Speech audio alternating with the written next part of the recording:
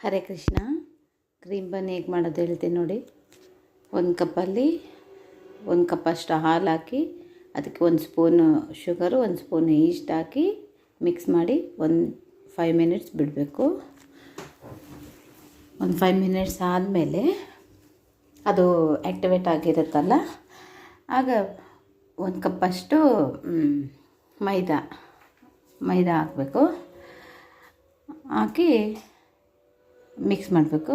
ಅದಕ್ಕೆ ನೋಡಿಕೊಂಡು ಇನ್ನು ಸ್ವಲ್ಪ ಬೇಕಿದ್ದರೆ ಆಗ್ಬೋದು. ಮೈದಾ ಹಾಕಿ ಚೆನ್ನಾಗಿ ನೀಡ್ ಮಾಡ್ಕೋಬೇಕು. ಈ ಥರ ಚೆನ್ನಾಗಿ ನೀಡ್ ಮಾಡ್ಕೋಬೇಕು.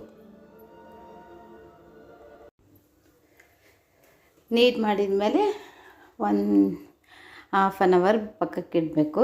ಈ ಥರ ಚೆನ್ನಾಗಿ ರೈಸ್ ಆಗುತ್ತೆ ಡೋ ಎಲ್ಲ. ಆದಮೇಲೆ ಅದರಿಂದ ಚಿಕ್ಕ ಚಿಕ್ಕ ಪೀಸಸ್ ಕಟ್ ಮಾಡಿಕೊಂಡು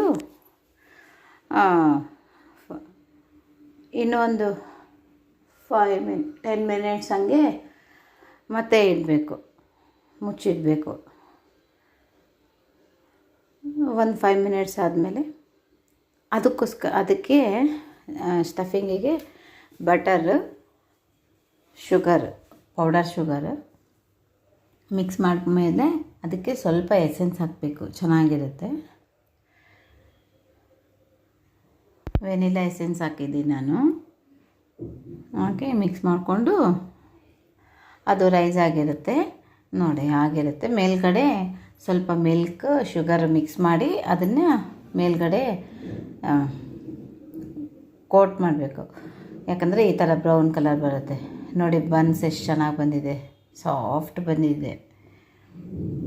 ಮಧ್ಯದಲ್ಲಿ ಕಟ್ ಮಾಡಿ ಕ್ರೀಮ್ ಮಾಡ್ಕೊಂಡಿವಲ್ಲ ಅದು ಮಾಡಿ ಅದು ಸ್ಪ್ರೆಡ್ ಮಾಡಿ ಇಡಬೇಕು ಅಷ್ಟೇ. ಎಷ್ಟು ಚೆನ್ನಾಗಿತ್ತು ನೋಡಿ, ಎಷ್ಟು ಚೆನ್ನಾಗಿ ಬಂದಿದ್ದಾವೆ ಬನ್ಸ್ ಚಿಕ್ಕದು. ಹರೇ ಕೃಷ್ಣ.